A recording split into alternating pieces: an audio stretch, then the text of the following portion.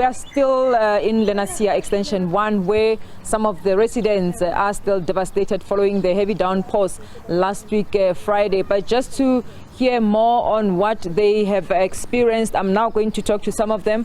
How have you been coping ever since the rains last week?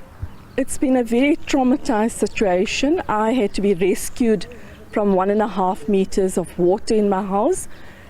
Taking that this was a double story, I thought it would be safer for the residents in the single story houses to move out.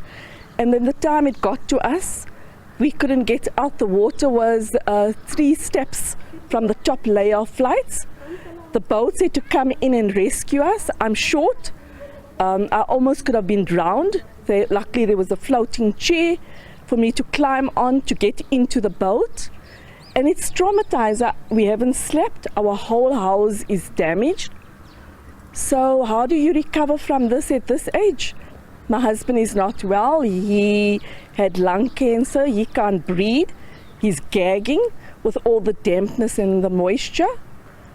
So it's been a traumatized, devastating situation for us. You also indicated that you still have those memories. Yeah, the memories, you go to bed and all you see is these visions of these floods, the water, you're going to drown. We couldn't go out of our houses. There's rockery here. My son had to breathe as he took each step because the water was freezing cold. There was no one here. There was no disaster management. It was the community that came in to save us. Zarina, you also have had some bad experiences. It's been bad being rescued. Of course, I think we just thank God that we had no casualties and no fatalities. And I think, personally, I think we sort of tried to keep calm. But today, with the rains that came down this morning, just after 8, and seeing the condition again of the water, and not a single department's been here. So you come to a point where you're like at breaking point. How do you just wait from here? Right now, to be honest, I don't have the answers. I really don't. Like we said, it's a rebuild, a restart, but how? How?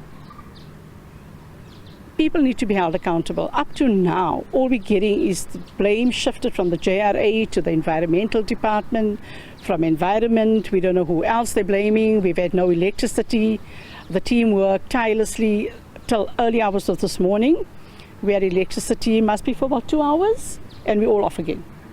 So where to from here? The generator they installed was a generator that I think was last used or probably bought in 1970 or something, and the kind of wattage and that they needed couldn't supply the homes. So they shifted it. I want to commend the team that worked, but at the end of the day, nobody's being held accountable for what we are facing here, which is a disaster of all sorts. A disaster of all sorts. Where do we go? What do we do?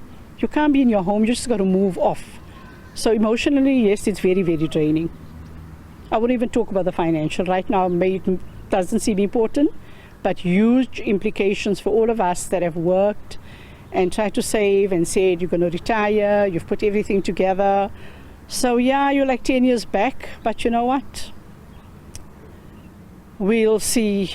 We'll just see how we go ahead. Right now we don't know. But as far as the city, its entities, nobody's come here.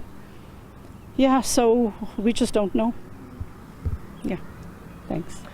Well, the residents, they're expressing their frustration, saying basically that they don't know where to start, where to go.